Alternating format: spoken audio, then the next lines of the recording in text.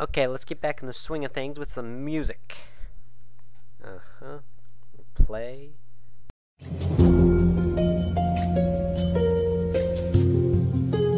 No, that's the wrong music. Hold on. There we go.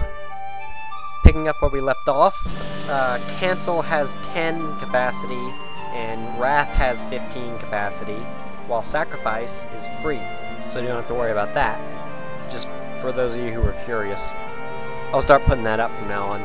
Now continuing with Leonardo. There is one thing you really need to know about Leonardo.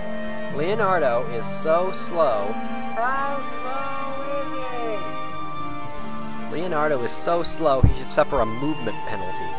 He is so slow that when he gets a critical, he's got to put his bow down and rotate the arrow with both hands to get enough momentum to cause triple damage. He is so slow that when he goes to attack someone, the enemy has time to attack first, directly.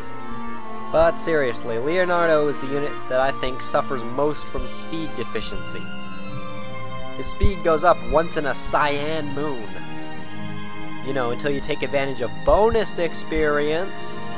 I mean, maybe if Leonardo can find some kind of magic bow that gives him +5 speed, maybe he can stop himself from being doubled. But unless that happens, he's not going to be able to outrun a general. And you've seen their armor, unless you haven't. In which case you need to, because there's a lot of it, and it makes them bulky. And they're not able to run too fast. But moving on, if you can look past Leonardo's speed and his strength, Leonardo can turn out to be a reasonable marksman.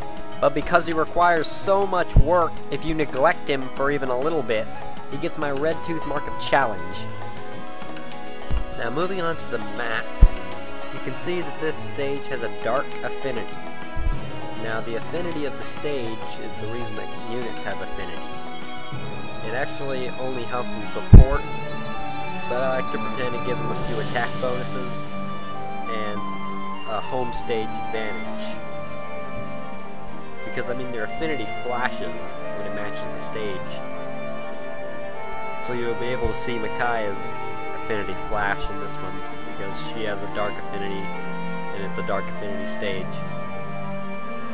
So Micaiah's got the home stage advantage. Usually the boss is going to have it, but this time he's not.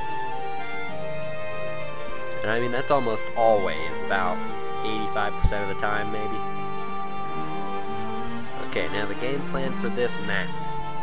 It's filled with bandits, or brigands, and the almost universal strategy is to have Edward weaken them and Micaiah finish them. And then when Leonardo comes, occasionally subbing out Micaiah for Leonardo. Now, all of these brigands have bronze axes, giving Edward a bit of an advantage with his iron sword. So really the units aren't going to be too tough, but you're probably going to want to take on one at a time, because each of these brigands have about a 50% chance to hit Edward, and he's probably going to only be able to take about 3 hits. I'd say you should use Micaiah's sacrifice more than healing items at this point, because if Micaiah gets hit in this stage, it's over. Your mission is to rout the enemy. That means every enemy must be killed, no matter how weak or weakened they are. Edward's going to probably be your most useful unit, and Leonardo's probably going to be your least useful unit. Also, different stages have different conditions that can cause you to lose. In this one, if anybody dies, you lose. Yes, even Leonardo. Now when you get to the other side of the map, you're going to fight the boss, Pugo. Unlike the other units, Pugo is a fighter. He's going to be either level 3 if you're on easy, or level 5 if you're on normal or hard. And he's going to have an iron axe, so he's going to be right up there with Edward. Very important is that Edward's only going to survive 1 hit from Pugo, and if you're in easy mode, he's not going to move towards you. This actually makes it a bit harder because only 2 units can attack him at a time. If you're on normal or hard, I recommend moving Edward to this spot right here, and that way Leonardo and Micaiah can both hit him on the next turn. Just make sure that you don't leave Edward at low health at the end of the turn, because Pugo's got about a 50% chance to hit him too. You know, weapon triangle and everything.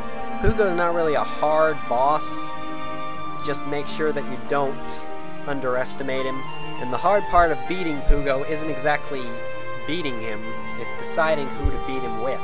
Because in part 1, basically, beating a boss is an instant level up. And you know, Micaiah is very important, Edward can be a really good unit, and Leonardo is more of a challenge to use.